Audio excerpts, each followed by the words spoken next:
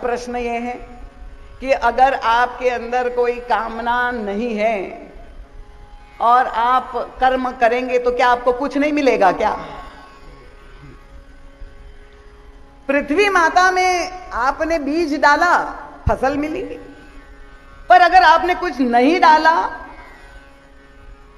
तो क्या सामने आया कि जो मां के पास था वो उन्होंने आपको दे दिया। अब पृथ्वी में कितनी वस्तुएं हैं? हीरा है, सोना है, खनिज है, तेल है, क्या नहीं है पृथ्वी में? सब अपने गर्भ में मां छिपाए हुए है। तो जो उसमें है वो आपको मिल जाए। पर मनुष्य को तो विश्वास ही नहीं ना। उनको लगता है कि भैया मंदिर में भी जाए तो पहले लिस्ट अपनी भगवान को सुना दे कि हमें ये चाहिए, हम इसलिए ये दान भी कर रहे हैं तो इस उद्देश्य से, यज्ञ कर रहे हैं इस उद्देश्य से। पर कितने, वो एक प्रसंग बड़ा मीठा आता है मानस में, आपने पढ़ा होगा कि मुनि जी, भगवान सुतीक्ष्ण मुनि भगवान के अनन्य भक्त थे। प्रभु प्रसन्न हो गए, उनके सामने प्रकट हुए और प्रभु ने कहा, परम प्रसन्न जान मुनि मोही, जो बर मांगो देहु सतोही। मैं बड़ा प्रसन्न हूं, जो तुम्हारे अंदर कामना है वो मांग लो। अब सुतीक्ष्ण जी महाराज बड़े चतुर निकले। उनका महाराज, जो व्यक्ति मांगता ही रहता है उसको मांगने की कला आती है। कोई चंदा लेने जाए, रामलीला सोसाइटी के लिए करना पड़ता है ना, हाँ कह रहे। तो अब कैसे लोगों से पैसा निकलवाए, मांगने की कला होनी चाहिए। मुनि जी ने कहा, मैंने तो कभी मांगा ही नहीं आज तक किसी से, तो मुझे मांगना आता ही नहीं है। मुनि कह, मैं बर कबहू न जाचा, समुझ न परई झूठ कह साचा। जो मांगने के कलाकार होते हैं वो जानते हैं, कहते हैं मुझे कुछ नहीं चाहिए, कोई पैसा हम छूते नहीं महात्मा जी, और हजारों करोड़ निकलते हैं बाद में। मांगने की कला। तो सुतीक्ष्ण जी ने कहा, मैंने आज तक मांगा ही नहीं। तो महाराज, तुम ही नीक लागी रघुराई, प्रभु आपको जो प्रिय लगे वो ही आप दे दीजिए। उन पर छोड़ दिया, प्रभु पर। मुझे पता ही नहीं क्या सच्चा है, क्या झूठ है, मिथ्या क्या है, सत्य क्या है। और देखिए कितने बड़े लाभ में, सबसे अधिक फायदे में तो वही रहे। अब प्रभु ने जब देना शुरू किया, अविरल भगति विरति विज्ञाना हो सकल गुण निधाना, सारे आशीर्वाद एक के बाद एक लुटा दिए, वर्षा कर दी। अब जैसे ही प्रभु ने वरदान दे दिया तो सुतीक्ष्ण जी ने तुरंत प्रभु से कहा, प्रभु जो दीन सो बर में पावा, अब सो देहु मोहि जो भावा। प्रभु आपने जो दिया वो तो मुझे मिल ही गया, अब वो दीजिए जो मैं चाहता हूं। प्रभु ने कहा, भले मानुष, कमाल करते हो। अभी तो तुमने कहा तुम्हें मांगना नहीं आता है और अब तुम अचानक अपनी मांग शुरू कर दी। उनका, प्रभु बात तो वही है, अभी तक नहीं आ रहा था, पर आपने वो विवेक दे दिया, वो बुद्धि दे दी, अब वो मांगना क्या चाहिए ये समझ में आ गया, इसलिए आपसे मांग रहा।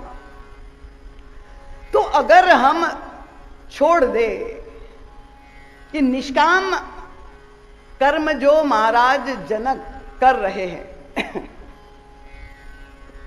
और सीता जी कब आई? देखिए, क्योंकि महाराज जनक तो महानतम ज्ञानी थे और सूखा पड़ गया। महाराज जी कहते हैं ज्ञानियों के जीवन में तो सूखा बहुत जल्दी पड़ जाता है, क्योंकि वो तो नाम और रूप को मिथ्या मिथ्या, वेदांत में यही कहते हैं भाई ये तो सब मिथ्या है, तो पूरी शुष्कता जीवन में आ जाती है। उस समय ये सीता जी जो प्रकट हुई है, उनके अनंत रूप है। वे भक्ति रूपा भी है, वे शक्ति रूपा भी है, वे लक्ष्मी रूपा भी है, वे शांति रूपा भी है, अनंत रूप है।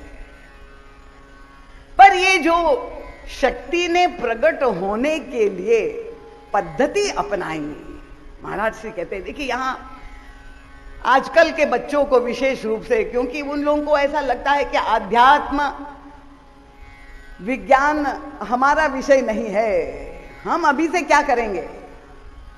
पर आप भौतिक वैज्ञानिक भी अगर है तो आप समझिए ना कि आध्यात्म और भौतिक विज्ञान कोई परस्पर विरोधी दो धाराएं नहीं है। मैं अक्सर जब कहीं कॉलेज यूनिवर्सिटी बच्चों के पास जाती हूं तो उनको यही तो समझाती हूं, क्योंकि स्वयं मैं एक वैज्ञानिक हूं तो लोगों के मन में ये जिज्ञासा आती है। तो मैं कहती भौतिक वैज्ञानिक क्या करता है, उसका विषय क्या है, वो भी एक जिज्ञासु है, वो भी खोजी है, वो भी अन्वेषण करता है और क्या जानना चाहता है, वो भी सत्य को ही जानना चाहता है। और एक अध्यात्म मार्ग का जो जिज्ञासु है उसकी भी खोज का क्या है, वो भी परम सत्य को ही जानना चाहता है। दोनों ही जिज्ञासु है, दोनों ही विद्यार्थी है, दो ही सत्य का निरूपण करना चाहते हैं। अंतर कहां पड़ जाता है, जहां भौतिक वैज्ञानिक का क्षेत्र ये भौतिक बहिरंग स्थूल जगत है, ऑब्जेक्टिव मैटर। इस संसार में जितना भी स्थूल पदार्थ है वो पदार्थ में अन्वेषण कर रहा है, खोज कर रहा है। किसकी खोज कर रहा है? जो आजकल की सबसे ज्वलन समस्या है, शक्ति की ही खोज कर रहा है। अगर पेट्रोल रिजर्व्स, ऑयल रिजर्व्स खत्म हो जाएंगे तो कैसे सृष्टि संचालित होगी, कहां से हमें एनर्जी और पावर मिलेगा, यही वैज्ञानिक खोजता है।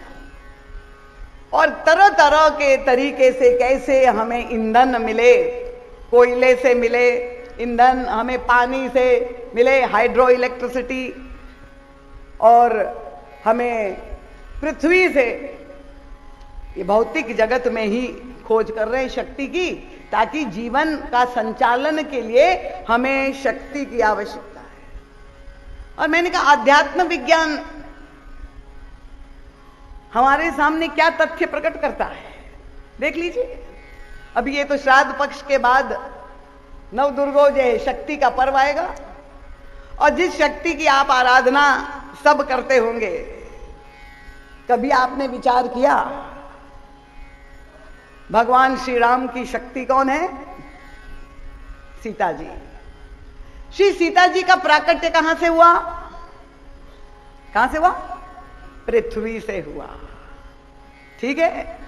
भगवान नारायण, विष्णु की आप पूजा करते, भगवान नारायण की शक्ति कौन है? लक्ष्मी जी। इतने डर के क्यों बोल रहे? पूरा जीवन तो लक्ष्मी जी पाने में ही बात चलेगा, निकल गया। लक्ष्मी जी का प्राकट्य कहां से हुआ? हाँ, समुद्र से, जल से लक्ष्मी जी प्रकट हुई। भगवान शंकर की शक्ति कौन है? पार्वती जी। पार्वती जी का प्राकट्य कहां से हुआ? पहाड़ से हुआ। द्रौपदी का प्राकट्य कहां से हुआ? अग्नि से हुआ। आप कल्पना कर लीजिए, शक्ति का प्रादुर्भाव, जल से लक्ष्मी, वैज्ञानिक जल से हाइड्रो इलेक्ट्रिसिटी पैदा कर रहा है, और हम उस शक्ति की पूजा कर रहे हैं, तो जल से उसको लक्ष्मी के रूप में पूज रहे हैं। तो क्या खोज अलग अलग है क्या? पहाड़ से पार्वती जी, और ये हमारी जगत जननी सीता जी पृथ्वी से। ये आप जानते हैं कि नहीं? ये आप सबके पास जो यंत्र है उसमें एक चिप लगती है। चिप के बिना फोन, ये चिप किस धातु की बनी है? Silicon chip. चलिए, ये तो बहुत अच्छा है, क्योंकि सिलिकॉन वैली आप सब जानते हैं। ये सिलिका क्या है मालूम है? केमिस्ट्री जिसने पढ़ी हो, सिलिका का मतलब मिट्टी। ये मिट्टी ही सिलिका धातु है। इसका मतलब क्या हुआ? हमारी श्री सीता जी जो पृथ्वी से प्रकट हुई है, उसी का ये चमत्कार है, ये संसार में जो हम देख रहे हैं।